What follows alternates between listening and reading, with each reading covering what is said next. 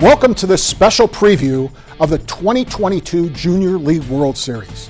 This is the 40th anniversary of the World Series in Taylor, the only community that has ever hosted the event. This special preview show will include segments with the following guests. We'll talk to Taylor North manager Rick Thorning and his coaches, the two Marks. We'll talk to Taylor North players Cam Thorning, Carson Boyke, and Avery Smolinski. And we'll also talk with retiring director Gregory Bzura and his longtime friend Sam Pizzo. We've just scratched the surface of the Junior League World Series. Up next, we talk with manager Rick Thorning and his coaching staff. You're going to notice that Rick's lost 60 pounds since last year. He looks great. Here we go. Welcome back to the 2022 Junior League World Series preview show. We're here now with manager Rick Thorning and his coaches, the two Marks, Boyke and Smolinski, of the Taylor North Junior All-Stars, our host team representing Michigan and District 5. Welcome, gentlemen. Thanks for having us. Great to have you on the show. Rick, we're going to start with you because we never end with you. Right. You managed last year's Little League World Series team to the championship after heading up the 2019 Taylor combined team that hosted the Junior League World Series. Does this ever get old? It doesn't get old. You know, it's you have a lot of really, really good ball players and a lot of great parents. You know, to be able to share this experience with them and have them along for the ride. I mean, that's what makes it special. You know, so when you have the right people in there, and you get this attention, these kids get this attention. You know, of course, attention. You know, good attention never gets old. That's for sure. That's for sure. And how do you manage to get all this time off of work? That's what I want to know. It gets difficult at times. You know, you got to set your vacations up at the right time, and and try to work through that. It's really the after hours, the after work, and getting practices in and stuff like that. That gets pretty difficult. Any of you guys can take this. I know there's a significant difference when you go from the Little League level, under 12, to this Junior League, which is 13, 14 under. Can you guys explain the differences, the technical differences, the bases, the mound, that kind of thing? Because there is differences here, right? Correct? Who wants to take it? That's doing good. There's a lot of differences. The field's bigger. The bases are a little bit longer. We go from Little League being 46, 60, 46, 70. 46, 60. Then it goes to 60, 90. Pitching mound 60 feet, 6 inches to 90 base pass. So the field's, it's just bigger baseball. It's real baseball. It's Major League Baseball. Same size fields that the pros are playing on. That's what we're playing on now. Now, at the same time, that usually means that when you make that big a jump, if you have to make that big a jump, that you're going to lose some players. And I know you've done that. Okay, that's been evident. No matter how good they are, kids this age, they develop differently. Is that tough? Yeah, it's very tough. You know, that's one of the hardest parts with it. You know, it's you got to sacrifice maybe some technique for some strength in certain areas, and then when you sacrifice that technique, then the form maybe isn't there. You know what I'm saying? Or the style of play isn't there. You know what I'm saying? Some kids grow different than other kids, height-wise, strength-wise, maturity. They grow differently, so it's very difficult to try to figure out who could make that leap to especially the 5 kids from last year. They're 13. You know what I'm saying? So they're making that leap early. And the 14-year-olds that they played at this distance last year for the most part, and then in high school ball and stuff like that. So the strength and the size and the technique is there for them. And it's not like those other kids that did not make this team that you're taking into Taylor here. All of those kids seem like they're doing very well elsewhere. They are. I know Gavin, who was a big favorite last year, the Mullet Man. I mean, he had a tremendous phenomenal regional. Yes, he did. Phenomenal for the intermediate team. They did great. And then there was one kid that was still on the major team. That was Jackson Schufeldt. Right. He was 11 last year, so he was still on the major team. And then the other 5 kids were on the intermediate team, and they did well up there. Right, exactly. Every year, coaching staffs change. Let me address this to you, Mark. How did you guys come together here? I mean, obviously, kids are on the team, but was there some type of logic behind this? The three of you? Actually, no logic. I mean, okay. Rick's had a lot of success, and we started throwing out names. We wanted to coach. Right. We kind of got together. And that was the name of that, eh? Do you guys break up the responsibilities when it comes to coaching the team? Who handles what? I'd say Rick's more of the X and O's type guy that runs all the drills. I'm more of the mean coach. I'm more the disciplinary guy. Okay. I like to hold people accountable. I told Rick, I'll throw out ideas, and if you agree with them, do it. If not, then don't do it. And they both know me well enough, just like any of the coaches that I've coached in the past. You know, no decision is just my decision, and that's it. You know, if somebody comes up to me with something, more than likely we're gonna go with that decision. You know, so I'm pretty easy when it comes to that. And we all coached together before. Yeah. I mean, me and Rick coached it seems like every other year together. Yeah. And me and Mark coach our 14U Taylor made team together. Yeah. So we've done this together before, so we know each other's tendencies, and This ain't who knows your what. first This ain't our rodeo. first rodeo. Let's talk a little bit about the players now. Let's start behind the plate. I'll take this kind of by position. Okay, who are our catchers? Well, this could be a very long conversation because our team is really set defensively at many positions. Okay. You know, you have Cameron who catches. You have Carson who catches. Avery catches. Stewart catches. Van Bell. Jake catches. Furcus catches. I mean, you have 5 or 6, and I might even be missing a kid without the names in front of me.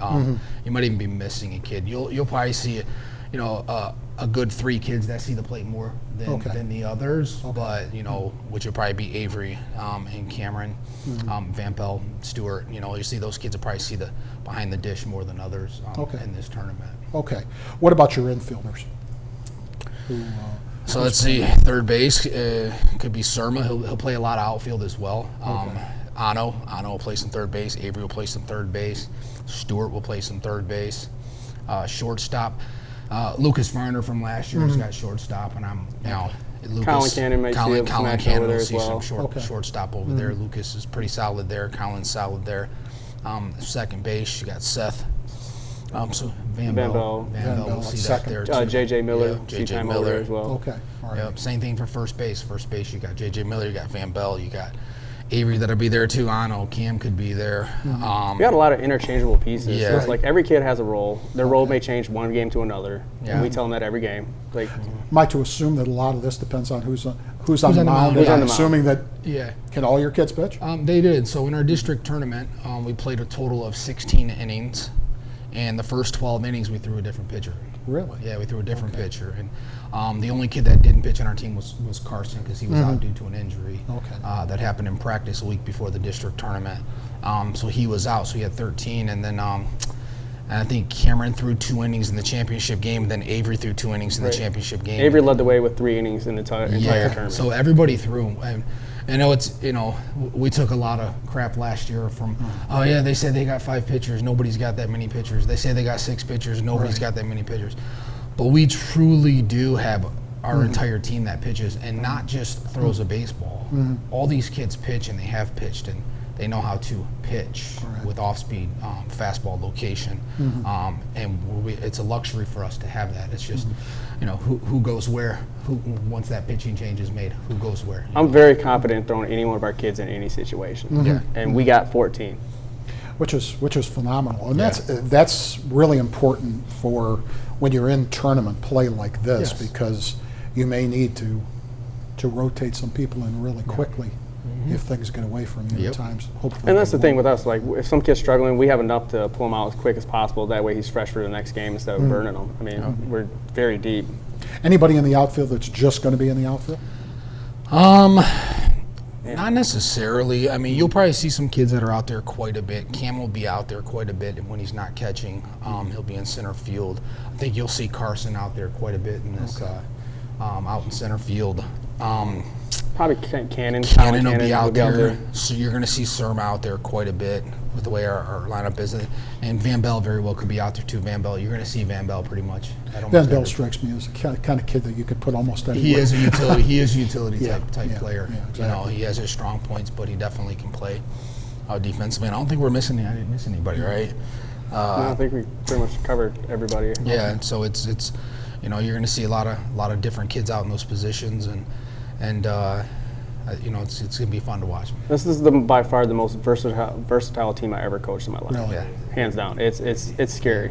When it comes to pecking order, is there who you going to? Do you know who you're going to throw in the first game, and do you want to give it away? Well, we haven't really. spoke too much about it, but I'm sure the name I say, these guys are going to be like, yeah, but I'm pretty sure Avery Smolinski is going to get the ball against in the first game of the tournament. Okay. He's our big dog.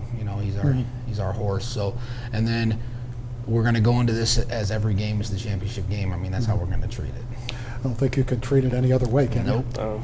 Yeah, exactly, because these teams don't get here by mistake. No. Nope. No doubt about that.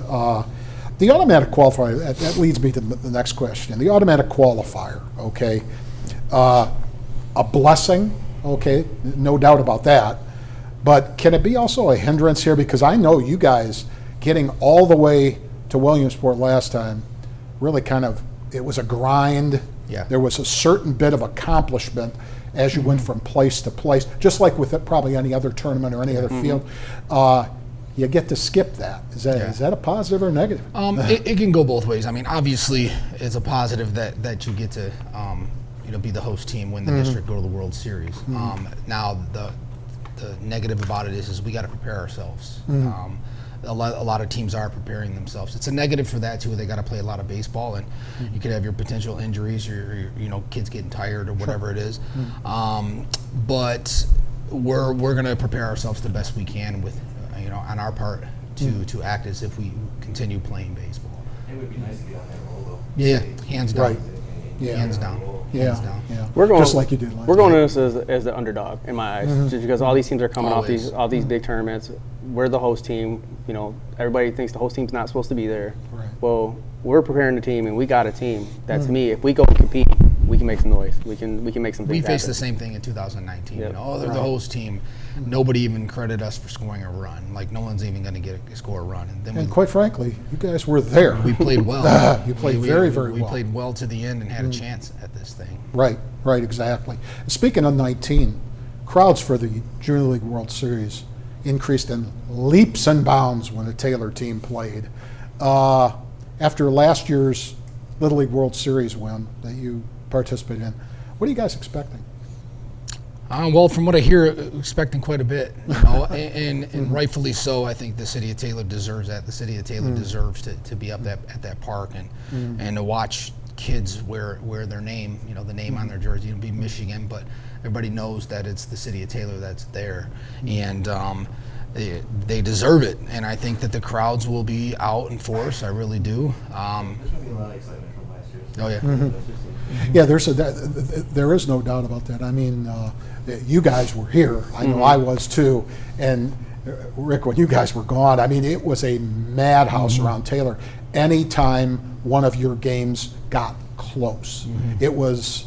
Everybody was at the bar. Everybody was at the restaurant. Everybody talked about it. They couldn't wait. Surfing the internet to find out how the team was doing or how it had done. Bringing that home got to be special. Oh yeah. Yeah, there's no doubt about that. No pandemic this time around too. Real crowds. Right. So Any precautions that you guys have to worry about? Nothing that's come out yet as far as per Little League or for the Junior World Series. We're going to be in the hotels and stuff like that, and I think if a kid gets out of line, the mom and dad can actually step in instead of me and Guido having to. I was going to say, you and Guido had such an enjoyable experience last time. We did. It was a very long, behind-the-scenes, eventful time for being us. a parent to an entire roster of kids for X amount of time is challenging. It made us close to the kids. It made us close to them. Exactly. When we finished this show last year, before you took the Little League team to Indiana and the regionals, you were really confident. Your group of coaches were very confident. Any predictions this year? I'm never really good for predictions, but I will say that I do believe that this team is built to make a run at this thing, hands down. We sit there at times and try to compare the team to 2019 team, which in me, that was one of the best teams I've ever coached. Player-wise, parent-wise, it was just a phenomenal team. And when you compare that team to this team, I think this team's a little deeper. I think it's deeper pitching-wise. I think it's deeper defensively, and I think we're right up par with hitting like that team did. I really do. And so, with that being said, I think we got a shot to make a run at this thing. I really do. Well, My biggest thing is I think that what my prediction is we're just going to go compete. We're going to play baseball. We got a bunch of kids that just grind and go after it. Every team we play is going to know that they were in a ball game. That's my prediction. They're going to know. It's a hard effort. Yeah, right, exactly. Well, it's going to be fun again. Oh, yeah. No doubt about that. Gentlemen, thanks for stopping by. Thank you. Good luck in this tournament. Bring it home. We It's be appreciate it. fun. Thanks for having us. It would be fun. We've done this before, Rick. Yes, we have. Yes, we have. A parade at the end would not be Hey, bad. I'll take it. All right. Thanks very much. Well, don't go away. Next up, players Cam Thorning, Carson Boyke, and Avery Smolinski are going to give us the player's eye view of preparation for this World Series. Okay, welcome back to the 2022 Junior League World Series preview show.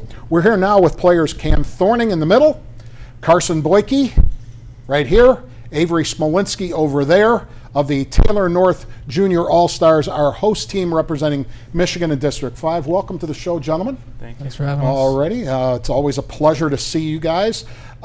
Anybody can take these. This is an age group bracket ideally suited for 13 and 14-year-olds. How old are each of you, and what grade are you going into? We'll start with you. I'm 14. I'm going into 10th grade. 10th grade? I'm 13 and I'm going into 8th grade. Okay. I'm 14 going in 10th grade too. All right. Okay. And now, where do you guys go to school?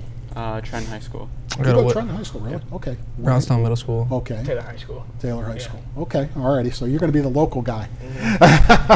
We're counting on you. Do you guys play other sports? Yeah, Besides I play hockey Okay. and All righty. baseball. I play basketball and football. All right. Just baseball. Just baseball? Yep. That's it? Magic arm? Yep. Okay, gotcha. All righty. Let me start with Avery. What positions do you usually play? I know we just had your dad on here, and the coaches were talking about you taking the ball for the first game. But what are the positions? What's your main? Well, mainly I catch and pitch, and first base and third base. That's it. Okay, the Nothing. corner positions, Yeah. and pitch and catch. Yeah. Cam? I catch mostly. I play a lot of center and I pitch a little bit. But other than that, I play everywhere. Okay, what about you, Carson? I mainly play catcher, but due to my nose, I can probably only play outfield for now. Okay, all right. A little safer out there. Yeah. Hey, it wasn't safe in the practice when you got hit. Oh, I was. It was unlucky, unfortunate. Now, where were you guys when that took place? Where were you two? I was hitting the ball. You hit the ball? I hit the ball. I was on You're deck. taking out your own teammates Yeah, now. I know. I was in the dugout. I was on deck. So Okay. What'd you guys think when it happened? I was scared. I didn't know what was happening. So I kind As soon of as I went hit into the ball, shock. I saw him on the ground catching the ball, and I was like, and then Rick threw a ball.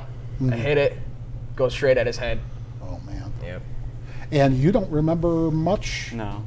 No kidding. That's kind of, it's amazing. I remember, this is way before your time, back in the 70s, the Tigers had one of their nucleus players that was coming through. His name was Steve Kemp. And he was a really good left-handed batter, played left field, not much of a fielder, but he could swing the bat. And eventually in his career, he went to the New York Yankees. And almost the exact same thing happened to him. And it basically derailed his whole career because he just got raked with one during batting practice. And it's really kind of amazing. You know, you just don't expect those things to happen. They happen so rarely. Be honest with me. Is it tough to play for your fathers, or is it easier? I got kind of used to it. Okay. You know, he's always on me and expecting me to do good, but it's been my whole life, so. Okay. got Does used coach to in it. hockey too? No. Okay. All right. So you get a break there. Yeah. Cam, what It's about the same thing over here. He's been coaching me forever, and I just gotta, it's still wherever we're chirping at each other, but I just gotta get used to it more, I guess. Avery? Same thing. It's just get yelled at. You get yelled at. If he wants to sit me, then I get sit. It's fun. It's all right.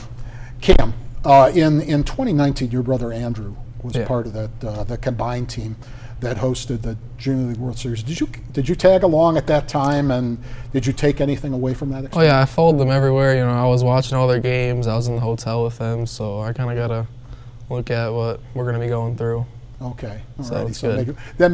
make it any easier last Yeah, a little year? bit easier. Yeah. So I know okay. it's Alrighty. gonna Now, happen. Carson, there was Blake Boyke Yeah. played for that team. Is that your brother? My brother. Okay, I wasn't sure whether it was brother, Yeah, cousin, brother. whatever. How about you? Did you tag along? Do you remember anything Yeah, from I was always next to him, always wanting to be there. that? Uh-huh. But when that was 3 years ago, so it was scary. Like it was like amazing. They were huge. Now there was nothing last year, so now I was watching videos, just seeing how big they are. Just now that's going to be us this year. And that was a pretty big team. Yeah, They were physically pretty big. Baseball players are full of superstitions. Now, you guys are young, but from wearing the same clothes and equipment when you're hot to eating the same meals, any superstitions, anything, any interesting ones? Don't wash the jersey if you win. No washing the jersey. Yeah. Does that go for Yeah, you too? yeah. So we're staying away from you guys. I'll wash my jersey. I gotta be clean. Cologne Gotta be on. clean. You'll put cologne on and stay with the stinky jersey. Yep. Okay. Cam, you're the only one that we're going to take away from this. You know, I don't got any we're going to keep you. superstitions. These guys are going to the field. Let's see here. Last year's Little League World Championship run was rather magical. I think we all admit that. People got to know the members of the team by their first name, even nicknames. Bars and restaurants were flooded when the team plays. You feel like the same support is ginning up out there? You guys are out there around your families, your friends. What kind of feel are you getting for this? I feel like there's going to be more support now that it's in our hometown, Taylor. There's no COVID, so Right. everyone can show up to the game, and we're expecting thousands of more people at our games than there was at the Little League World Series game. So it'll be cool. What about you guys? Like a lot of family come to our games. It's gonna be like crazy. Our district championship game had a lot of people there, and they're expecting a lot more. So that's gonna be cool. It's gonna be interesting. Do you feel like celebrities?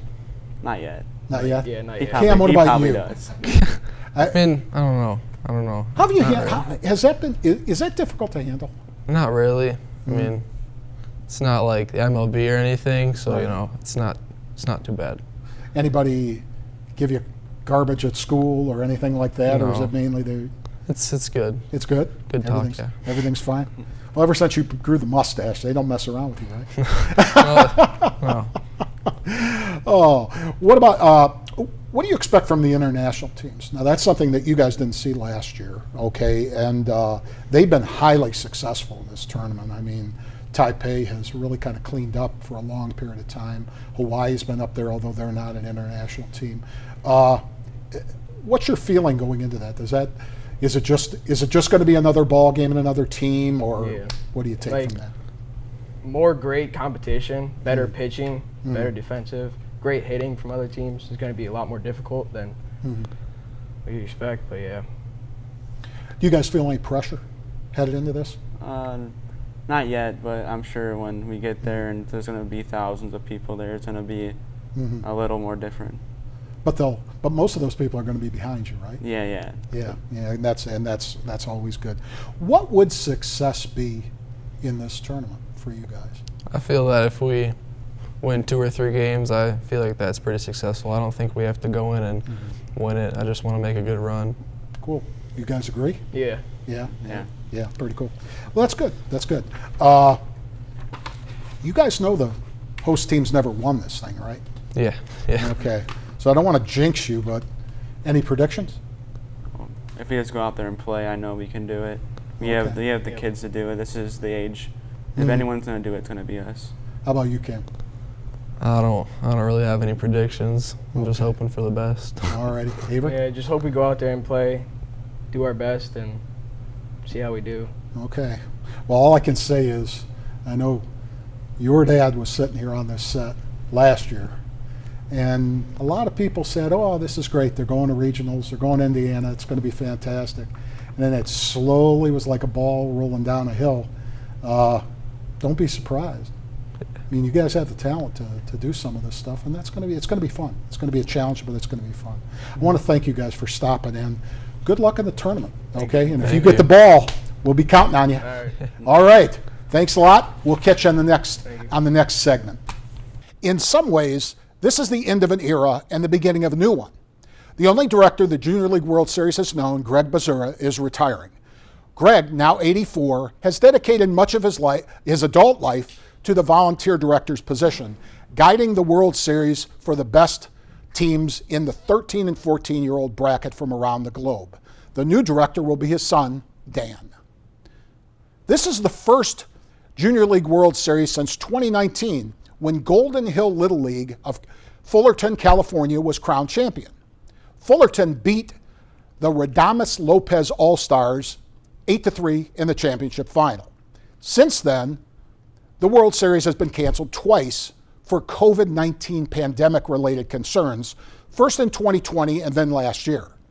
It returns in 2022 as a 12-team field, evenly split between the USA and international teams.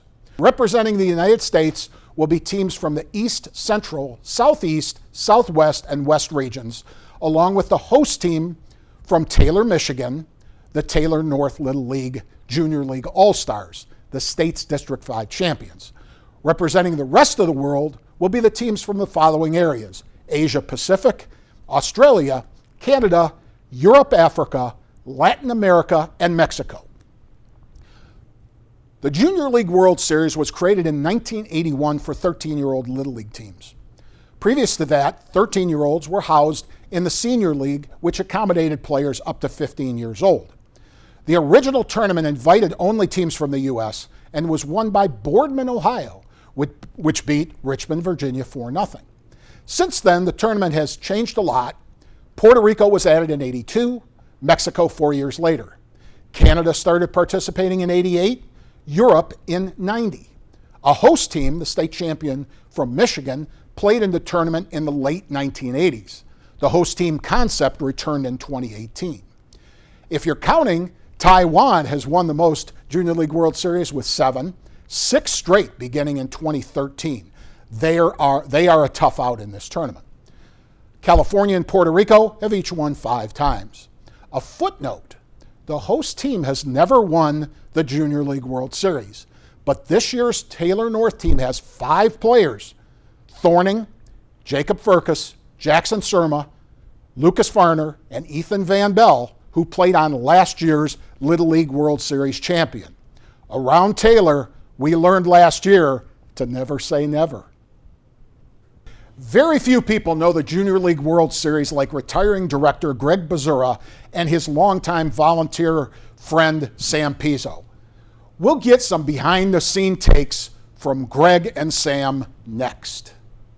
We're here now on set with 2 of the key figures in the Junior League World Series history: retiring director Greg Bzura, far side over there, and his friend and longtime volunteer Sam Pizzo, who the complex at Taylor South is named after you, correct? Yes. Yeah, exactly. And both of you guys at one time were the president of Taylor South, right?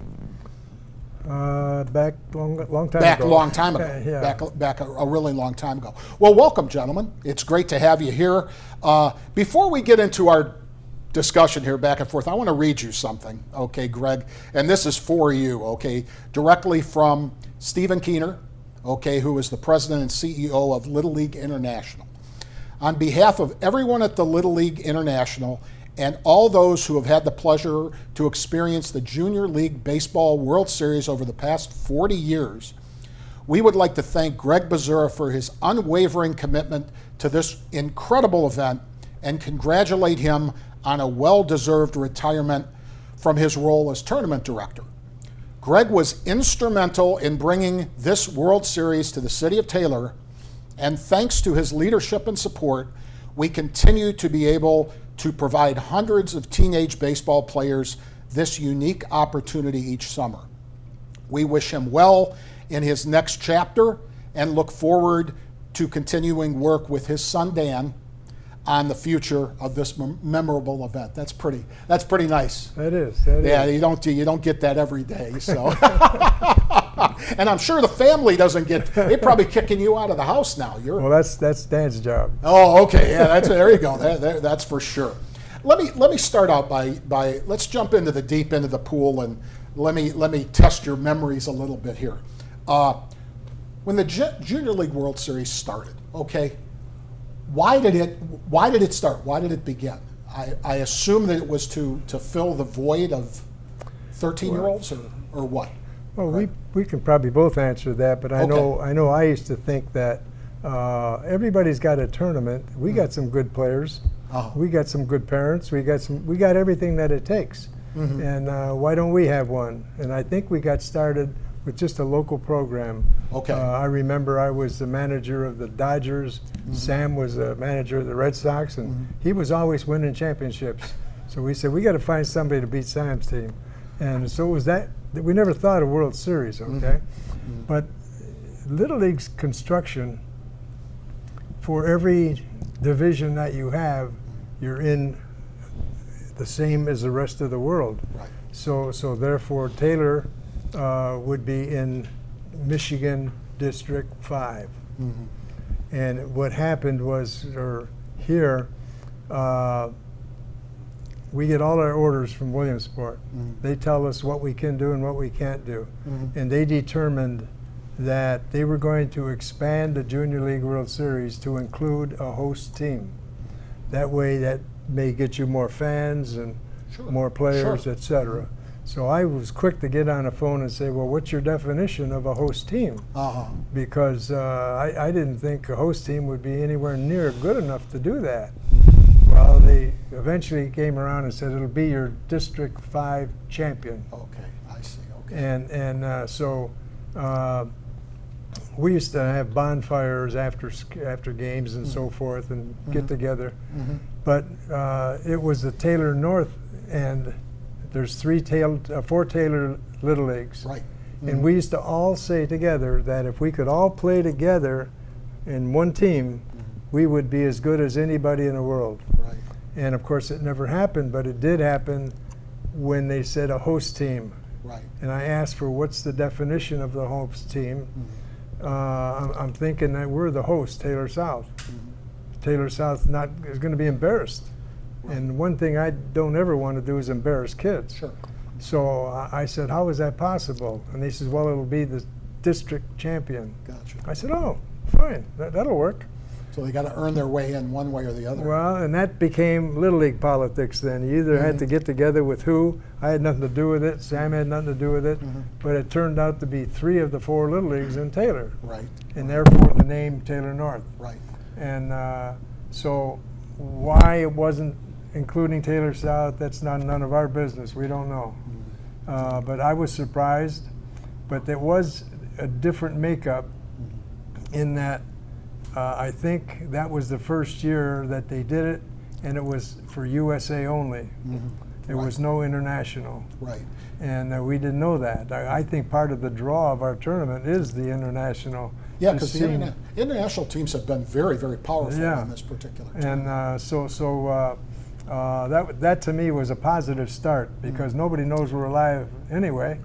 So why not go with no international? Right. And so now it was a case where I think it was like the next year, I think it was 2019, they said they're going to expand the tournament by having a host team. That was the year it happened, was 2019. Right. And that was the year Taylor North won it. And the difference was we didn't have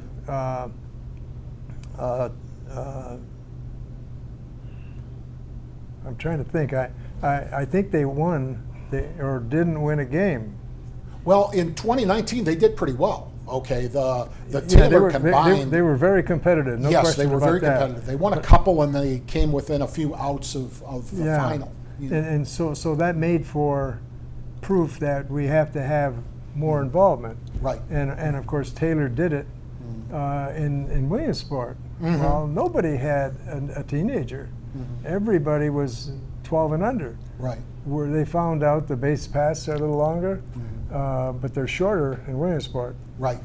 So it's a 60-foot base, or it's a 45-foot base. Right. And so therefore there was a difference in the divisions. Right.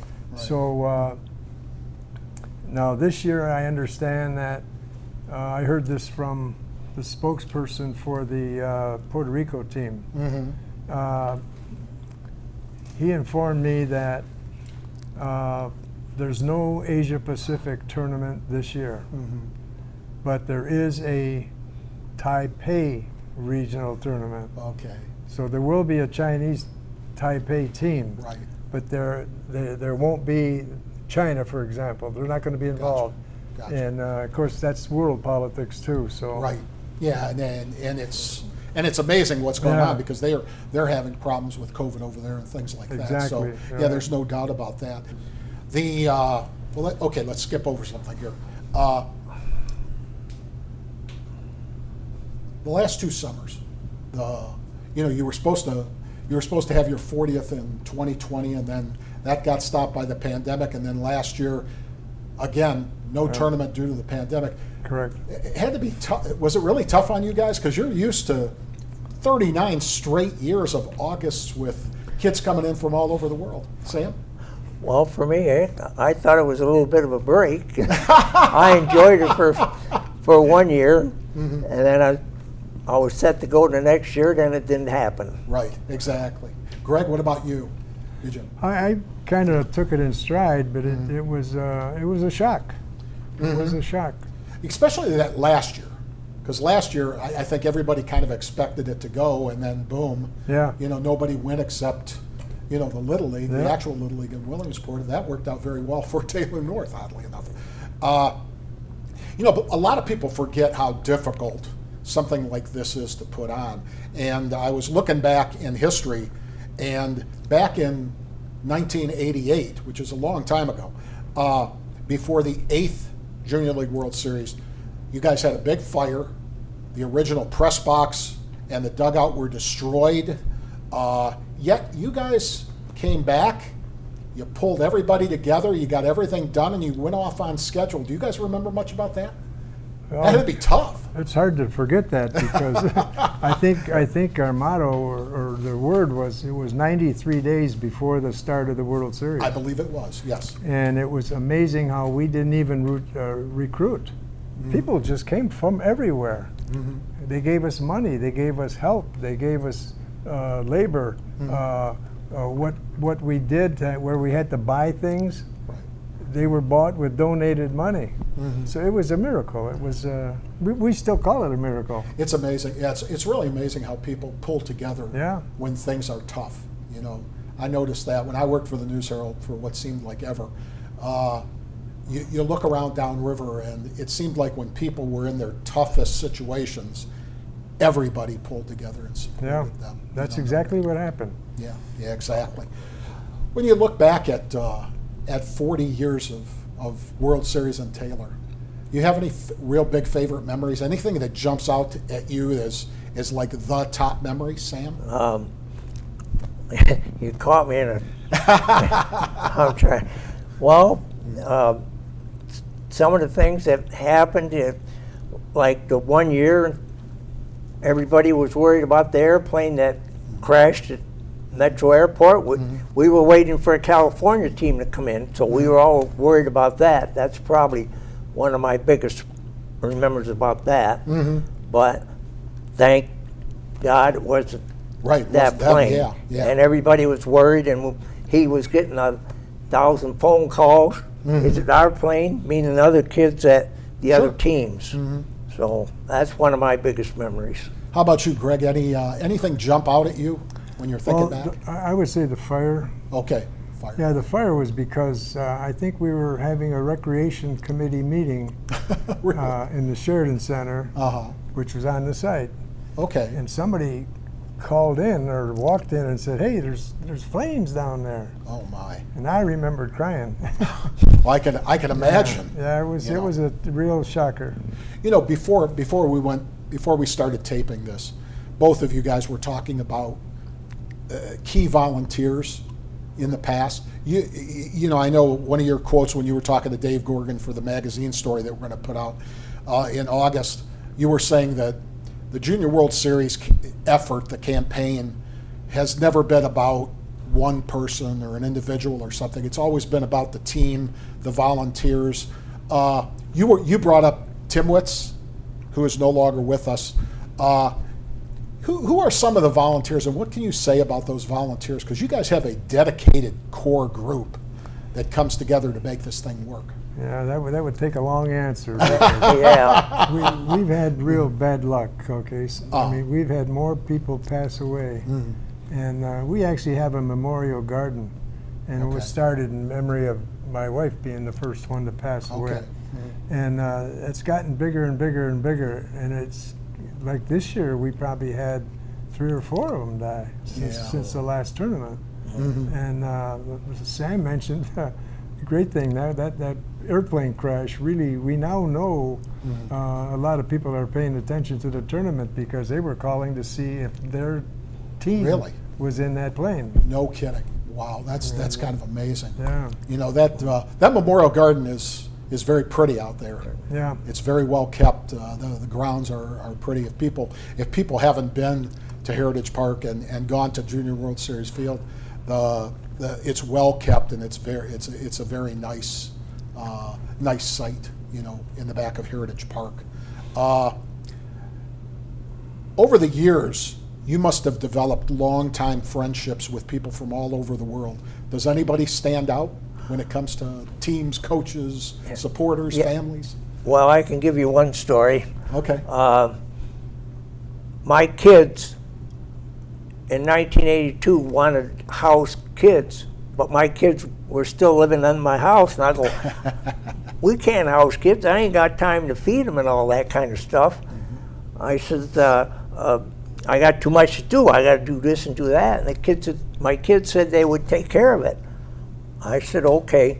Anyhow, we took 3 Puerto Ricans. And one of the Puerto Ricans was Pudge Rodriguez's older brother. No kidding. His older brother. And he stayed in our house with my kids. And then the other Puerto Rican, my kids stayed in contact with them all these years. In fact, they went twice to visit him in Puerto Rico. But then after all these years, the strike was on. The Tigers weren't playing ball. And Pudge Rodriguez's older brother brought him to the World Series. And he called me out in the parking lot. And everybody's haunting the poor guy, wanting autographs. And anyhow, we're trying to take a picture. We couldn't take it because people, Dave Gorger was trying to take this picture for us. And finally got the picture taken. And then Rodriguez said, that's it, I'm done signing autographs. I'm here to watch Puerto Rico play. I'm not signing no more. That was one of my highlights.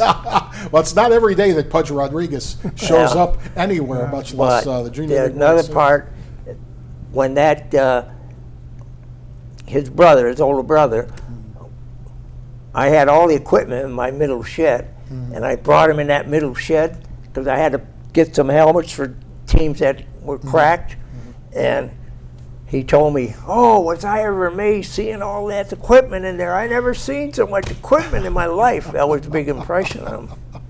What about you, Greg? Anybody stand out to you for you? I would say not any individual, because it's always been a case of it's getting better every year. Wow. And it's getting bigger every year. And I'm amazed by the work, what they, I guess they're sponsors of Little League Baseball or whatever, but you'd have to take a look at how much these players that are going to be coming here pretty soon, what they're getting. I mean, they're getting everything you can imagine, including shoes. Yeah, isn't that amazing? And wristbands and and everything. And to be a kid right now in Taylor is pretty doggone exciting, I think. That's for sure. That's for sure. Yeah, because they literally just roll in sporting goods store and say, take what you want. You know, which bat do you want to use? You know, what wristbands? You know, yada yada yada. I can't park my car in the garage anymore because they brought over a bunch of Gatorade stuff yesterday, or on a cart. It takes up the room of a car. Oh, I hear you. And there's another one coming. So then my son Dan takes care of it. Well, when we were talking earlier about the importance of the host team and how kind of the return, especially with a true Taylor team in there, crowds should be absolutely enormous this year, given the fact that the nucleus of the host team, the host Taylor North team this year, is 5 kids from last year's Little League World Series team, which was, as popular as the Detroit Tigers around here. You guys expect gigantic crowds there? It's been pretty consistent. Our bad crowds or lower crowds are the first game, 11 o'clock in the morning, and so there's not many people there. Right. But the 8 o'clock game is always bigger than the 5 o'clock game, and so on. Yeah, that's true. Well, I got to tell you, now that Dan, your son, is taking over the Junior League World Series for you guys, and you especially, Greg, have you two given him any tips on what to do and what not to do going forward? I just gave him my promise that I want him to succeed and be as lucky as I was, and I'll help any way I can, but I can't keep up with him. Not anymore? How about you, Sam? Give him any advice? No, I'm not going to give anybody any advice, but my son Jeff, he took over with Danny, so they're going to work together. Which is fantastic. Yeah, so we got to... Yeah, well, he's also represents the umpires. Gotcha. Right.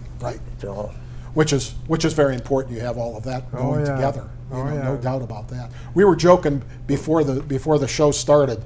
Now, does Dan have to hold the position for 40 years or not? What's the dictate here? Well, I didn't promise him 40 of my years. That's talking about how long these two old guys are going to live. I hear you. Did you ever think, Greg, when you took over 1980, 81, in that range, and the Junior League World Series took off and stuff, did you ever think that you'd be here 40 years later? To tell you the truth, I joked about it, but it meant nothing because every year we had to be awarded it. Right. So every year there was that meeting of Michigan districts. Right. And we always had competition. Somebody else always wanted the World Series after we started it. And of course, we took the most votes because we had the previous, and that's what Williamsport preferred. So therefore, I think now we're the envy. So well, I don't know what to think, how long we can do this, but as long as we got people like Jeff and Dan standing in line there, we're going to be okay. Well, I agree with you. If the 40 years keeps going, if Dan does the 40 years, then his son can take over, and my grandson can take over. Oh, you guys got this all mapped out. You're dangerous. You two are dangerous, that's for sure.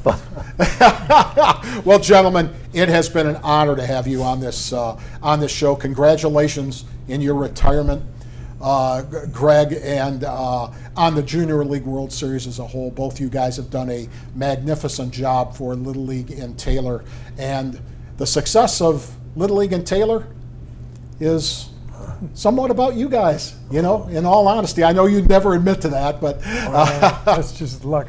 Well, I hear you. Well, I want you guys to enjoy your retirement, stay healthy, and we'll see you on a different portion of this Junior World Series preview.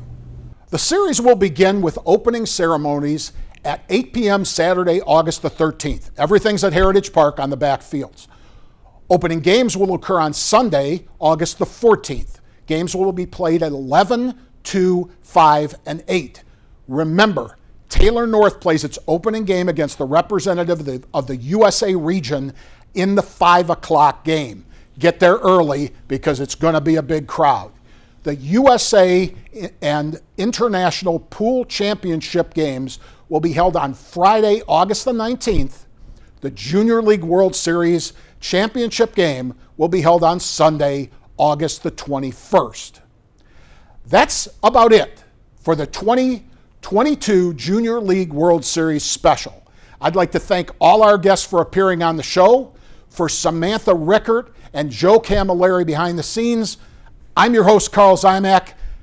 All that's left now is to say, play ball.